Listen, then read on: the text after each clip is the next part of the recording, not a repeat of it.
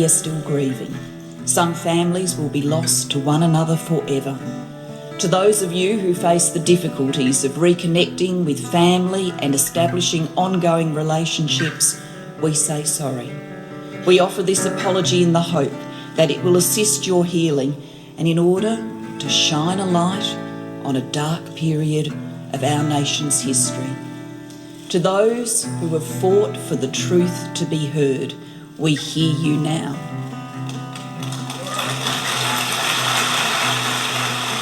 You're listening to Adopt Perspective podcast, a podcast for anyone affected by adoption.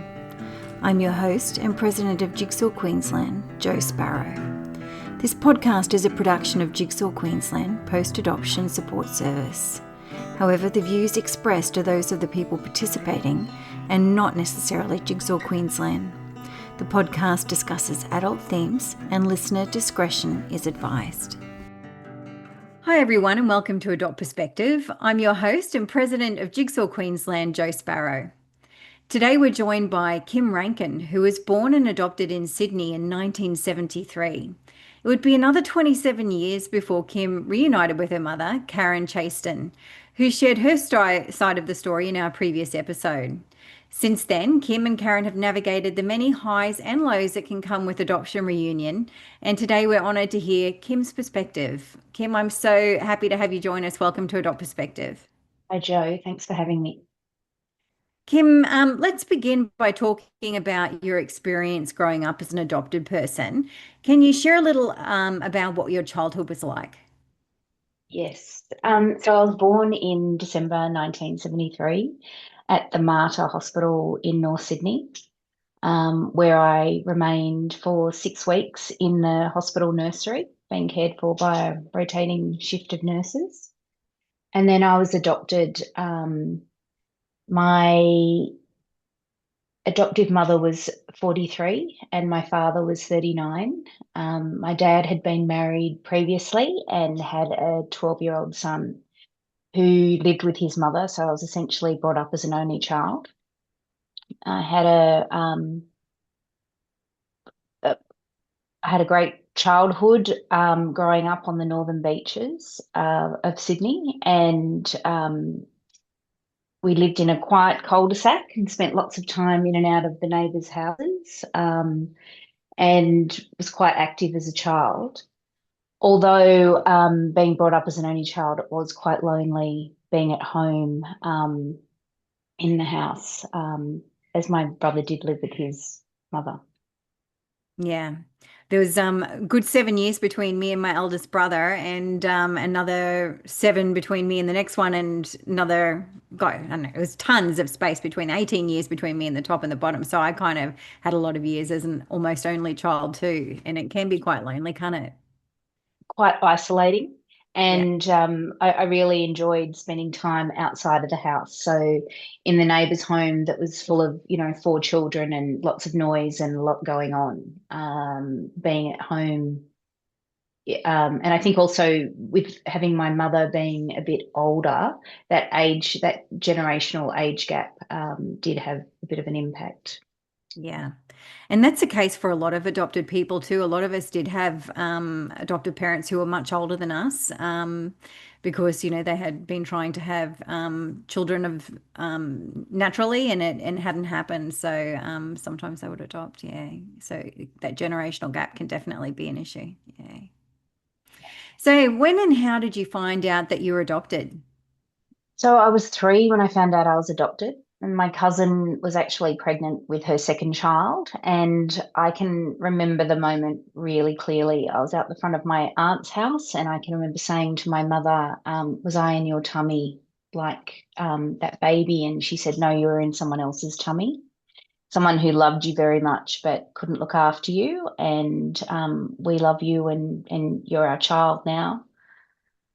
That would have been along the lines of what was said to me, as it was repeated many times over the years. And I was content with that answer at first. And then a couple of weeks later, I started asking questions and was given a book, a little picture book that I had read to me each night. I think it was called Why Was I Adopted?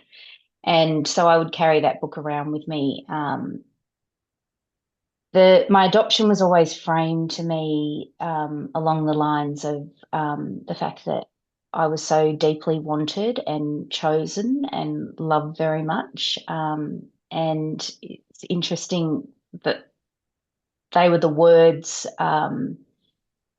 spoken, and it was upon my father's passing in 2019 that I was actually going through the filing cabinet the day he passed away. And I came across my adoption file, which I don't know why I'd never been through that filing cabinet before looking for it. And I pulled out a brochure from 1973 that said what to tell your adopted child. And it was pretty much verbatim what they had said to me over the years, which I found a little confronting at that point. Yeah, I bet. I know how it feels to just hear you say that you found that brochure and read those words, because they're the same words that were said to me, and probably the same words that were said to a lot of adopted people. And I always find it interesting too, because when those words were said to me, it made me equate love with abandonment. You love so much you're given away, which made me fear being given away again. That's right, exactly.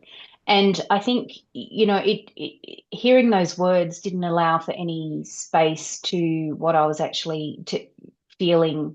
Um, I was never given words or vocabulary around my experience. So even though it was open knowledge that I'd been adopted, and the actual experience was never explored as a child.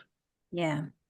And that was my next question to you, was whether adoption was something you're able to talk about openly with your adoptive family. Um, so was there any conversation outside of that? This is why you're adopted? No, I think the answers were limited, during the era of the closed adoption. So any questions I did actually have were pretty much closed down. We don't have that information, and it always came back to um, uh, the framing of what had been gained by my mother and father, and that I was now in this family and loved very much. Yeah. Yeah. So did you know any other adoptees in your community or social circles when you're growing up? Yes, so it's quite interesting. When I was about 8 in year two, we did a unit on families in the classroom, and we were asked by the teacher to put our hand up if we were adopted. And there was Oh, actually about 4 or 5 of us in the class. And actually, I turned to one of the girls sitting beside me and said, "You need to put your hand up," which I had been told by my mother that she was adopted. And I know that she knew, but she was a bit hesitant to do so. But in doing that, I think, whilst I suppose it gave an awareness to our classmates, it also provided a bit of ammunition in the playground for teasing. And I think that's when it started to dawn on me that to be chosen and wanted by one family, I first of all had to be unchosen or unwanted by someone else. I suppose all kids can be cruel, and like hearing it from your classmates, you weren't wanted, I suppose starts to have an impact. Also around that time, each year we would my parents would celebrate my special day, the day that I was adopted, which is now known as Gotcha Day. And I can remember going to the opening. The local Pizza Hut had just opened, and we went with our neighbours. And the neighbour's son turned to me and said, "You realise the only reason we're here is because you're unwanted." And so I think around the age of 8, the understanding, it started to dawn on me the real, um, I suppose, what it actually meant to be adopted. yeah. Yeah. That teacher, I Also, don't know what they were thinking, asking you all to put your hands I up and know. identify yourselves. Don't do that, teachers. Not do that that way.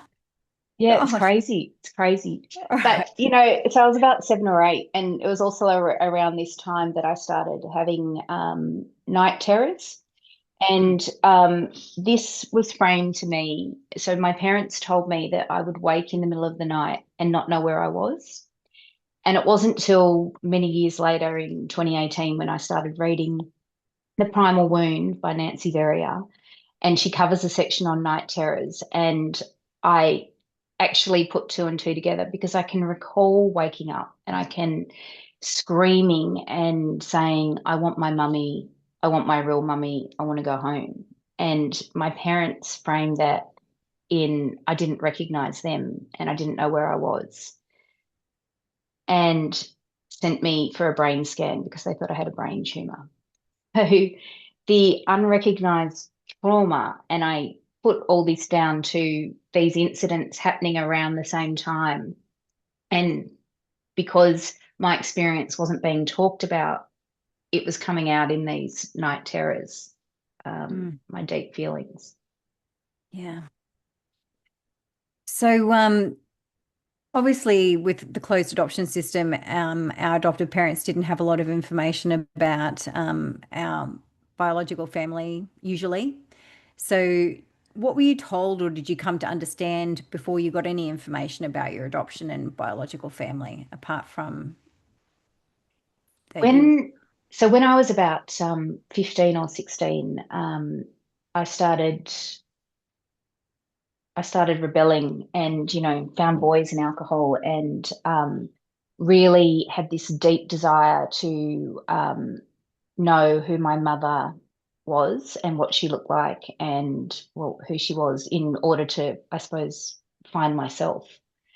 And my adoptive mother rang the Catholic Adoption Agency, who had been adopted through, and had a phone conversation with them, and said to me that I could call back when I was 18, and they'd be able to provide me with some more information, which I wasn't happy with. So I ended up having a phone conversation with them myself, and they relayed the same information. And from there, my mother presented me with some non-identifying information. So that was the only knowledge that I had. And, whilst I still had this deep desire to know who my mother was, it gave me a little piece of the puzzle. I knew at that point that she was 16, so the same age that I was, and that my father was 17. My mother was one of seven children, the third eldest. That little bit of information helped, but it wasn't enough. I can remember sitting on buses and thinking, is she on the bus, or have we just driven past her at the bus stop? And just that not knowing, um, I found really difficult. And again, like at that time, I did everything I could to be out of the house. So I was, you know, it's interesting. A lot of my close friends are from big families of girls, and I spent a lot of time in their houses, and spending time with them. But not long after this incident, my mother's best friend sat me down and said, I know that I know what you've been doing. I know the questions you've been asking, and you've had a really wonderful upbringing and a wonderful life. And if you ever do anything to hurt my friend, I'll never forgive you. And so those words really left an impact on me, and I think that's where um, the sense that I had to be grateful for the life that I'd been given really started to hit home for me. And I took those words on, and they did have an impact on me and how I responded going into the future. Yeah. Wow, that's rough. Yeah. So, in your story, you weren't actually the first to initiate contact, probably as a result of this conversation and the messages you've been given. you got a letter, I believe, from Karen first. Is that right? That's right. So I received a letter at 22. Um, Even though I'd been told by the adoption agency that at 18 I could call them back, and I turned 18 in 1991 when the laws changed. But I don't feel like at that time I didn't feel like I was good enough or that I was enough to go searching myself. And obviously, the fear of rejection was holding me back. So when I received the letter, it was actually quite interesting how it all came about. I'd just moved, I had moved out of home and was living with my boyfriend who went on to become my husband. And I had a good job. And my mother had called me earlier in the week and she said to me, I've got a pile of letters here for you, lots of mail. Would you like me to open them? And I was like, no, it's fine. I'll just pick it up on the weekend. And my boyfriend stopped in during the week and picked up those letters, and he happened to pick me up from work that day. And I jumped in the car, and there was this stack of letters, and I filed through them, and there was one that looked quite official, had a little window, and my name was typed. I thought, oh, I'll open that. Very unlike me to open something official first, but and by the time we'd got to the end of the street, I was crying and I just kept saying, "Oh my God, I've got three brothers." And um, Pete said to me, "What is this letter?" And I was like, "Oh my God, it's from my mum." And so excited to receive it and have some more information. And my first reaction was, I have to go home and write a response straight away.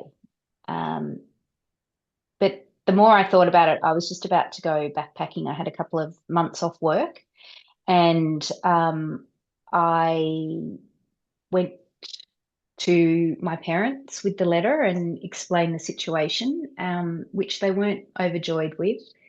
And they weren't, whilst they said to me at that time, we understand that you want to respond, but, what are your thoughts on that? And I think I was also looking at the negative and saying, I'm about to go backpacking. I'll wait till I get back.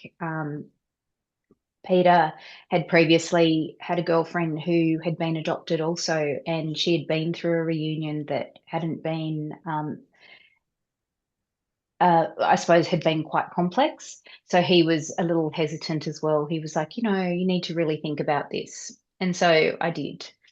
I arrived in London very excited and was met by one of my school friends who I was traveling with. And my memories of that time is just one of excitement. And it was only a couple of years ago I said to her, what happened? Like, what was going through my mind? What was I saying to you at that time? And she said, oh my God, Kim, you were so excited by this letter. And I kept saying to you, you were just being so ungrateful. Have you thought about your parents and what this is going to do to them? And you've had this wonderful life. You've been to a great school. So again, that enforced gratitude. And at 22, I took those words on as well. And I got home and wrote many drafts, but never had the courage, I suppose, to send them. It wasn't until Yeah. yeah, I when I fell pregnant in 2000 at the age of 26, 27, that I responded to Karen's letter. And I think being pregnant, brings up so many questions, unanswered questions. And not just the physical ones, being asked by the doctors about your mother's experience, but also, I could feel myself bonding with my daughter.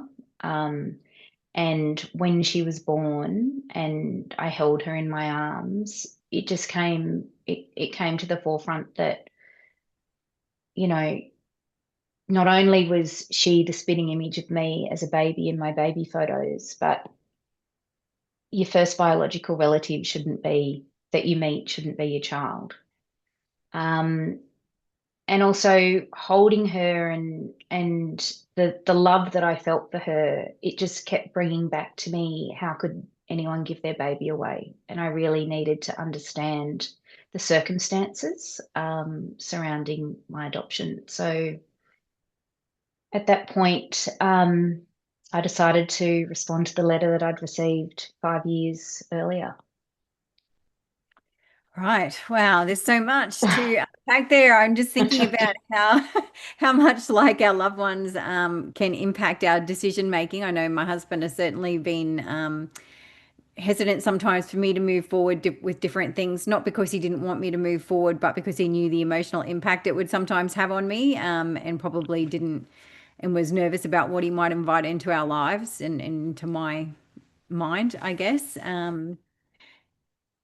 And I'm sorry that you got so much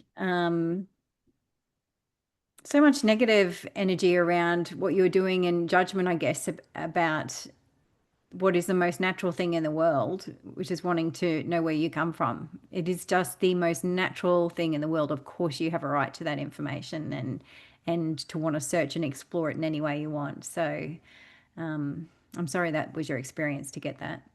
Yeah, thanks, Joe. I think, like the societal narrative that we've got around adoption has been, has only focused on what's being gained by the adoptive family and by the adoptee and not what we've lost. And I know in my own family, it was thought of that, my life began at 6 weeks when I arrived. So that loss was never, there was no story around that loss. So I didn't feel all my feelings that I had had as a child and, as a young adult, I think I didn't feel that I had the right to be feeling them because they'd never been explored and there was no vocabulary around them. Yeah. It's very hard to put into words these feelings that you don't understand. Yeah.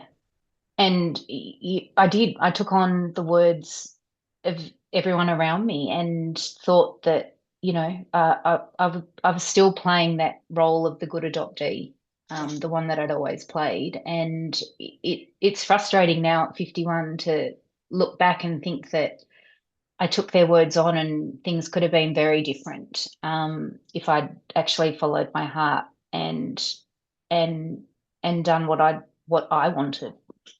Yeah. So you've decided that you're going to finally write a letter and reach back out to Karen. How did that go? Tell me about that.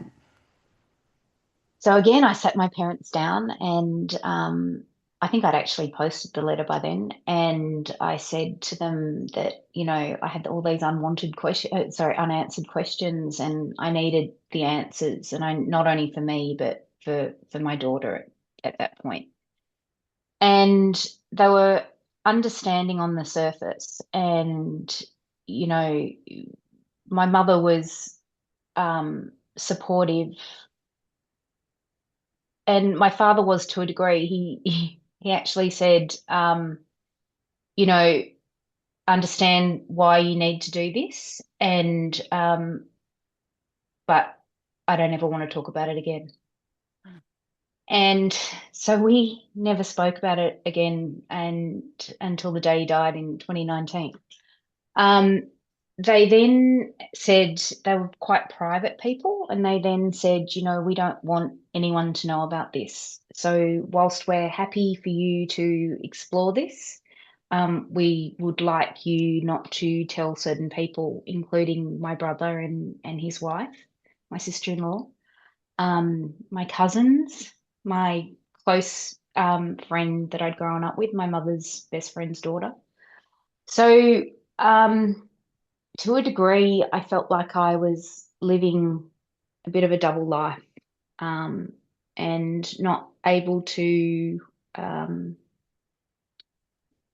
be open and honest with people. And When I think back about this, and again, I was an adult and I had a child of my own, and why I didn't stand up to them, it comes back to that fear of losing everything you've ever known, and um, the fear that I'd be rejected by my adoptive family if I went against, my father's wishes.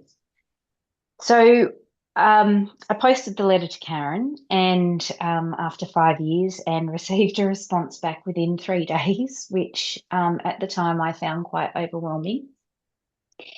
Um, and we proceeded to write back and forth for a little while, and I think we were sending faxes as well.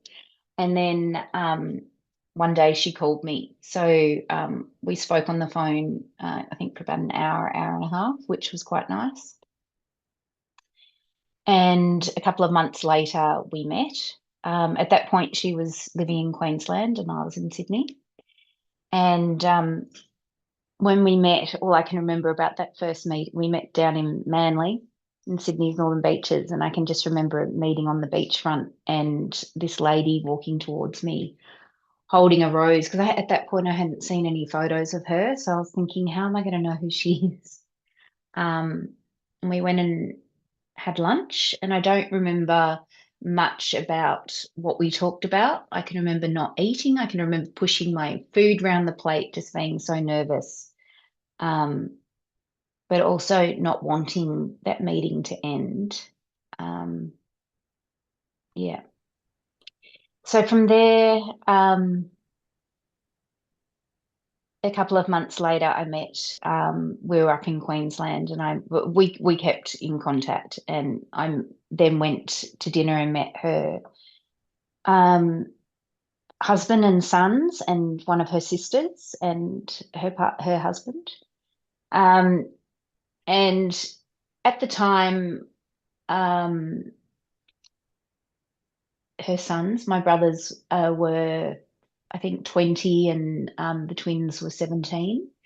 So it was just, I can just remember it just being awkward. Um, yeah. I also went to a large family gathering. I went away for a weekend in country New South Wales. It was one of the brother-in-law's 50th, and I was invited along to attend.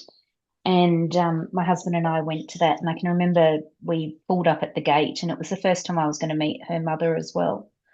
And large family gathering because there's 7 children, so quite a lot of people and all their kids. I can just remember pulling up at the gate and saying, "Okay, we can go home now. We don't need to go in." But yeah, so things started off going quite well, and then about 2 years into reunion, Karen came to Sydney and we went for coffee, and she told me that they were going to move to Sydney. And at that point, I found that quite overwhelming. And um, yeah, yeah, it was difficult because where she moved was maybe 7 minutes away from myself, and um, geographically smack bang in the middle of where I lived and where my parents lived. So I found that quite confronting. And also, given the fact that a lot of people that I was close to didn't know about our reunion as well. So I found myself building walls and boundaries and pushing her away. Um, um, yeah, it.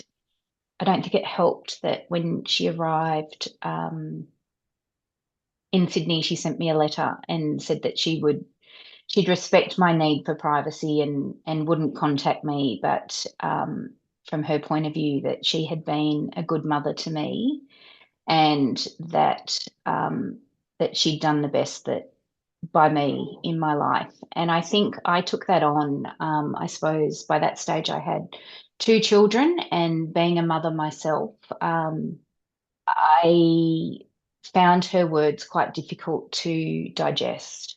Um, because for me, all I'd wanted all my life was my mother, and she hadn't she hadn't shown up in the capacity that I had needed her to. So to receive that letter did put some distance between us as well. Yeah.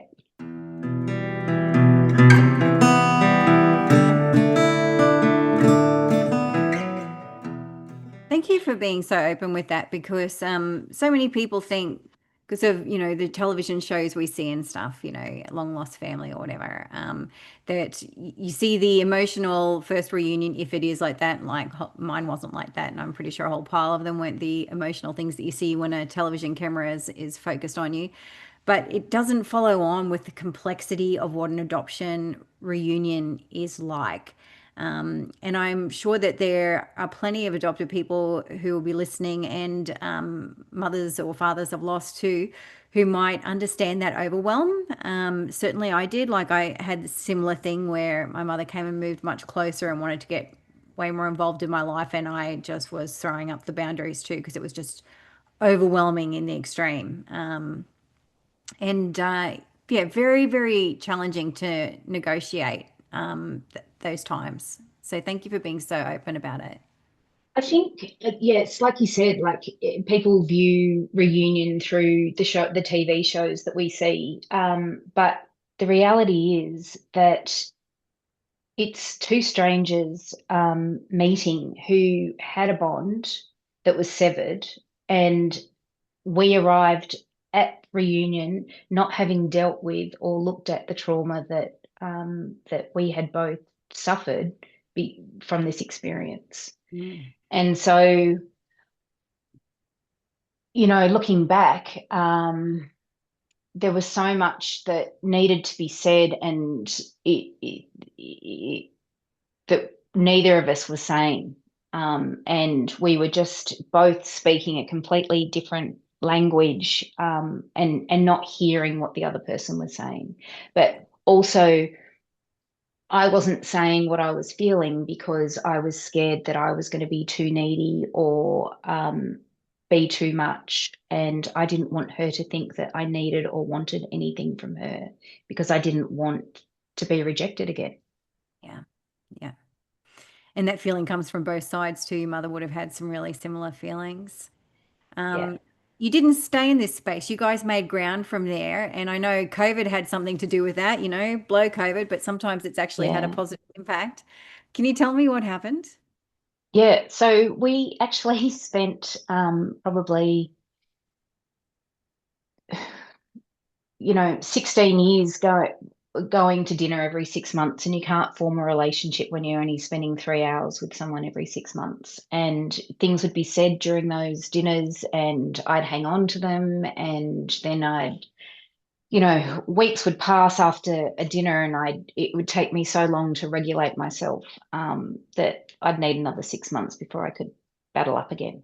Mhm. Um, and a number of things happened over the years. One being in 2017, Karen, um, having done a bit of work, um, and diving into herself, we went to coffee, and she sat down, and she said that she was sorry.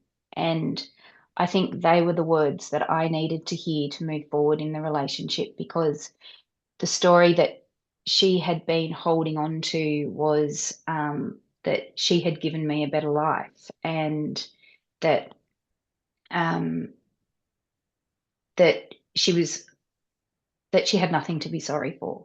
Whereas from my point of view, all I'd ever wanted was my mother, and there was no regret, or I wasn't seeing any regret, or that she had ever wanted or needed me in her life. And so we were both, it was almost like it was a catch-22. I couldn't tell her that I had needed her, because I was getting from her that she had made the right choice and she'd made that right decision. Um, so I think once once she apologized, I was able to lower some of my walls a little and kind of make some space and make some progress in terms of our relationship and trying to build it. Um, um, then in 2018, I read The Primal Wound, which I think I'd been trying to, well, I had been trying to understand myself and the impacts of my adoption on me for a number of years. And in about 2010, I discovered on the internet the Lost Daughters site in the US, which was adoptees writing about their experience, and it really resonated with me. So I was researching quietly behind the scenes, but I didn't have anything concrete until I read The Primal Wound. And I did actually start telling Karen about the book, and I actually framed it in what I'd said earlier about my night terrors and the realization that I'd had what they actually were. And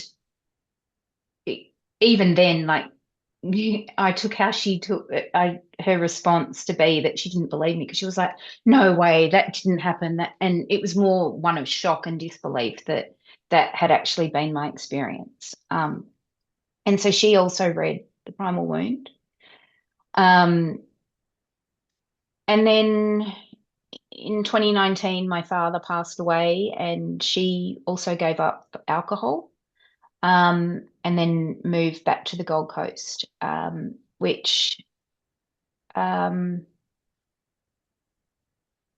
was quite devastating. And um, the first time I went to stay with her, which I couldn't believe that I was doing. In actual fact, I booked the flight to go to the Gold Coast to stay with her because my son had a rugby game up. He was going on a school tour, and he asked if I would go along, and I thought it was the perfect opportunity to go and see her. And I asked to stay with her, which I can't believe I did, given we couldn't even get through a 3 hour dinner without biting. And here am I about to go and stay in her home. And I had a panic mid-flight, and I was like, "What have I done? I can't get off this plane. Like, I just can't believe I'm actually doing this." And it was probably it was the beginning, I think, of us forming a deeper relationship. And what I had actually realized in the lead up to that flight, and I had been talking to a girlfriend a couple of weeks before, that I had verbalized that while she was in Sydney, I had this fear that I couldn't form a deeper relationship with her because what if I did and then she left? And now she had left, so I was safe to do it. You know, the complexity of the experience, and you think back, this is crazy. But um, yeah. So from there, I went to stay with her a couple of times, and then we had lockdown in 2020 and then 2021. So to answer your question, Joe, sorry, that was a very long-winded answer. Um, she Answer. she was coming to Sydney. We had we were going to go and speak with her mother, who actually who I'd met a couple of times, but we'd never actually spoken about the circumstances surrounding my adoption. And at that stage, she was 91, I think, and actually 1 month younger than my adoptive mother. Um, and so even though the headlines were that we were about to go back into lockdown, and the advice she was getting was don't come to Sydney. She found it important to come because we needed to have this conversation.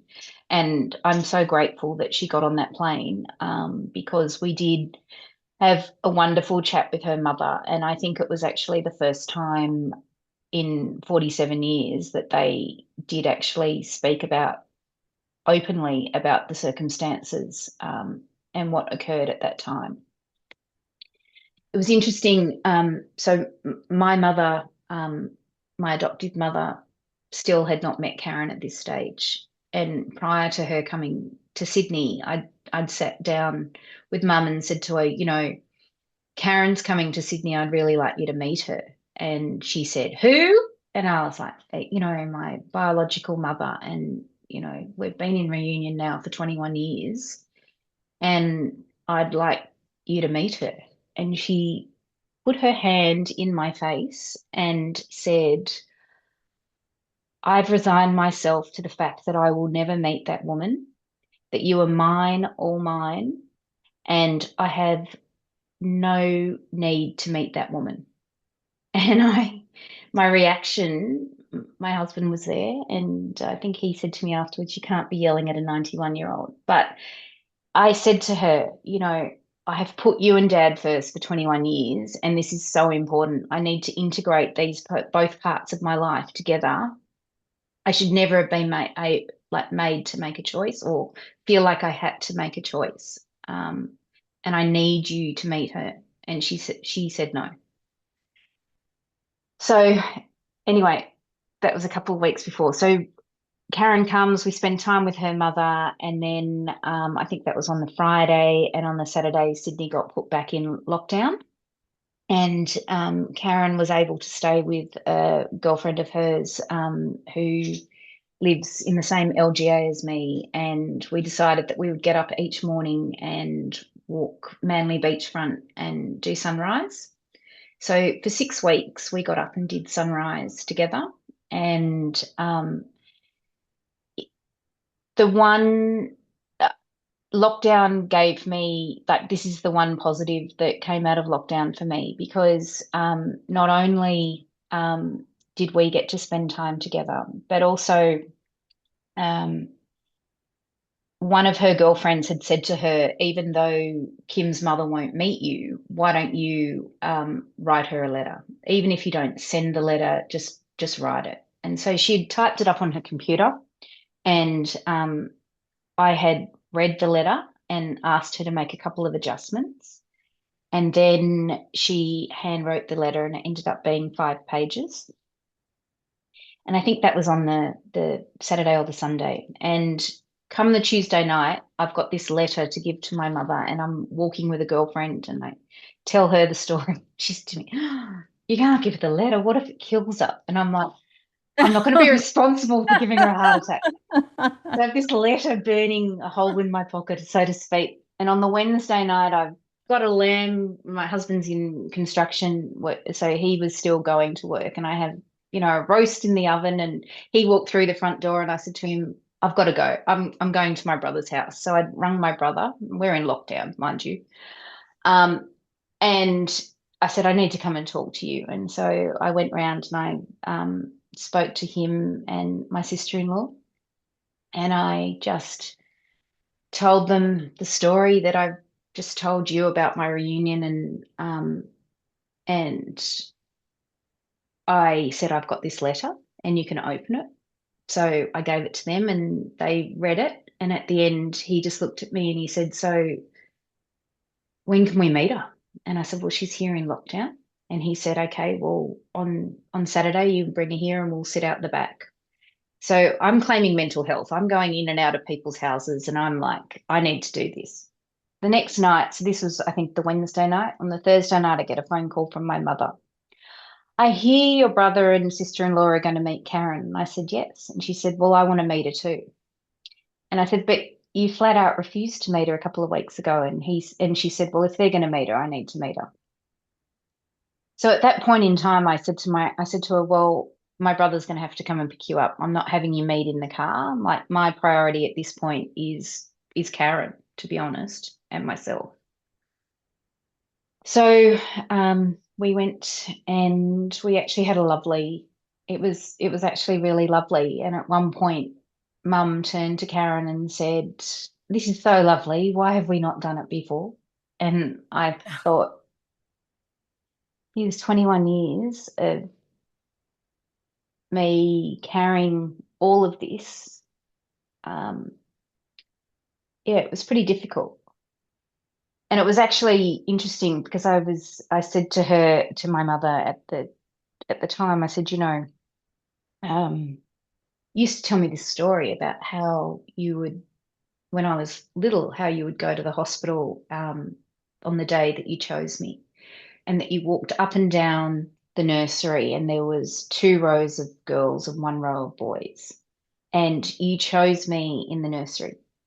And I had worked out that this was a made up story over a number of years, but she said to me, "Oh, I just made that up. Of course I made that up." And I thought, here are these stories that I actually don't even know what what the truth is, because 2 years before that, I've read the brochure about what's to be told to your adoptive child, and they've repeated it. And then there's these made up stories that go along with it. Yeah. Yeah. Yeah. I don't think people can, who aren't impacted by adoption, or for that matter, aren't adopted people,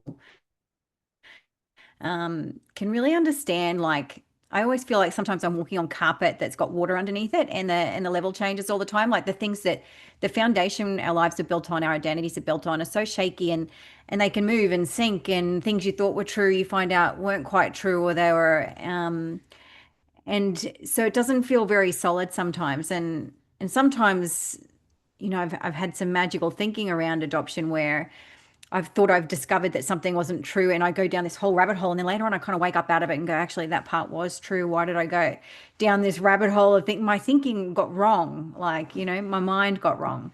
Um, yeah, and I don't know that Definitely. people can understand just how destabilizing that can be. Yeah.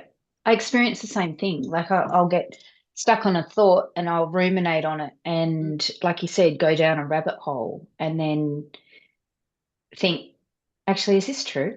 I don't even Yeah. know. I don't even know what the truth is anymore. Yeah. Yeah.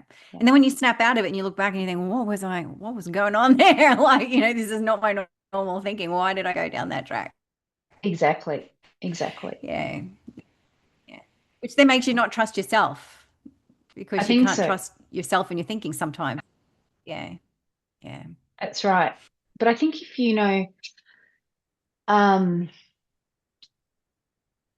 when, uh, you know, 51 and with hindsight and middle age and all these things happening, I think I've been doing a lot of work on myself and research and listening to a lot of podcasts and reading a lot.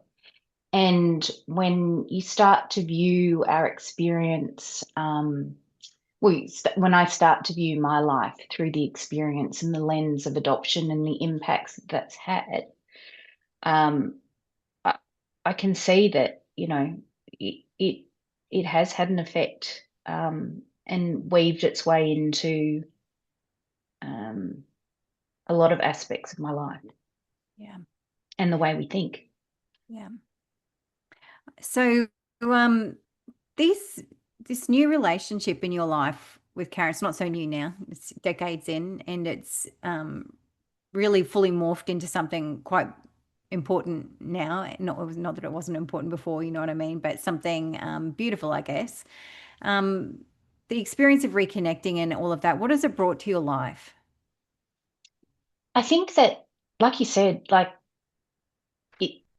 it's a new phase in our relationship. So even though we've been in reunion for 24 years, really it's only been in the last 5 years that we've been able to connect and build a deeper, loving relationship, a mother-daughter relationship.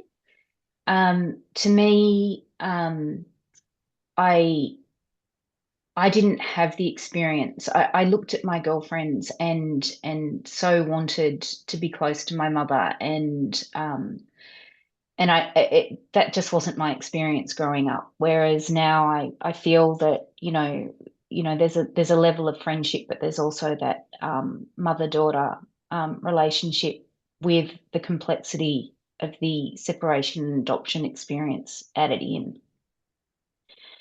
So it has definitely added to my life. Although I think that it also highlights what's been lost. So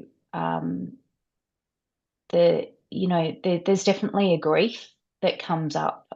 Reunion doesn't fix um, our what we have lost.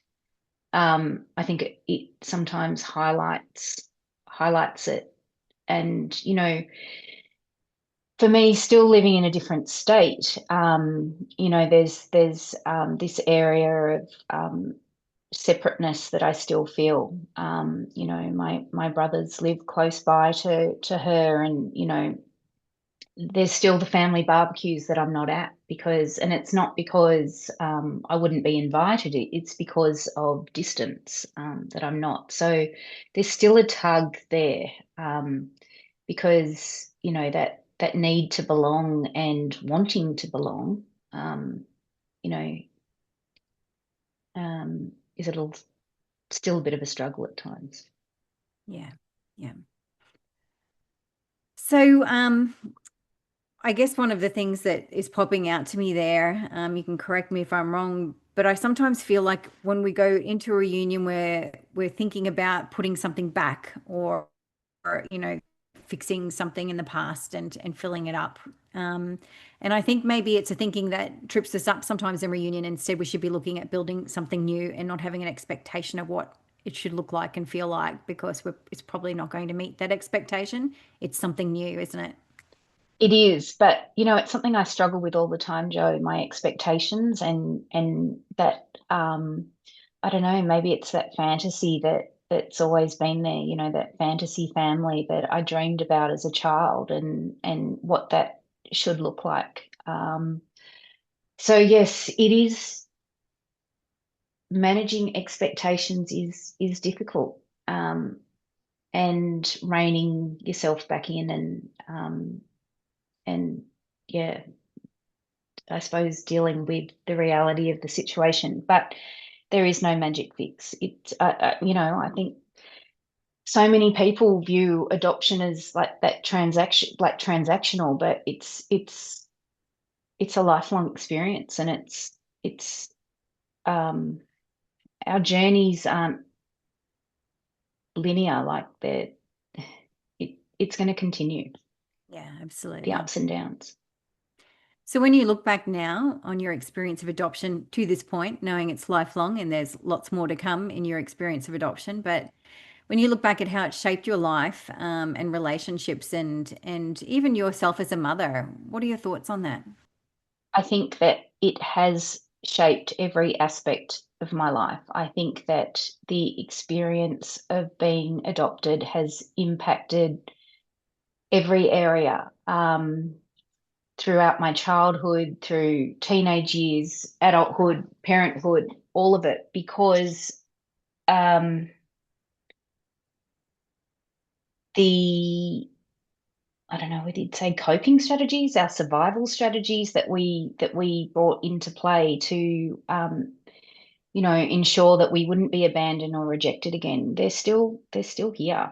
Um, and I think it's through understanding myself and recognizing how I am um, responding or reacting in a situation, and and and trying to manage that. Yeah. But it has impacted, I know with my children dealing with reunion, when they were younger, I compartmentalized all my feelings because I needed to show up and be the best mother that I could be. But I wasn't dealing with any of the stuff that was coming up for me. I was just pushing it aside and burying it further. And so it wasn't till I was able to get to a point where I could, dive into those feelings and explore them that really I could really understand myself. Um, yeah, to this point. Like you said, it's lifelong. But Yeah. I know that when I look back, I can see that how I have turned up, shown up in reunion, shown up for my kids, in all areas of my life, in all relationships. If I'd had this knowledge sooner, I think it would have, things would have been different. If I'd been able to understand myself. Yeah. Kim, thank you so much for joining me today, sharing your story with such honesty and such heart. It's been a real privilege for me to hear your perspective, and I know that your words are going to really resonate with our listeners as well. So thank you so much. Thank you so much, Jo. And to everyone tuning in, just remember that every adoption experience is unique and it's never too late to explore your own story. If you're looking for support, resources, or simply a place to be heard, Jigsaw Queensland is here for you. If you'd like to support the podcast, please leave a review, share the episodes, or get in touch, because we really do love hearing from you. And if you have a story of your own that you'd like to share, just head to the Adopt Perspective podcast page on the Jigsaw Queensland website and complete the prospective guest form that you'll find there. And thank you everyone for tuning in. I'm Jo Sparrow, so take care and bye for now. Thanks for listening to the Adopt Perspective podcast.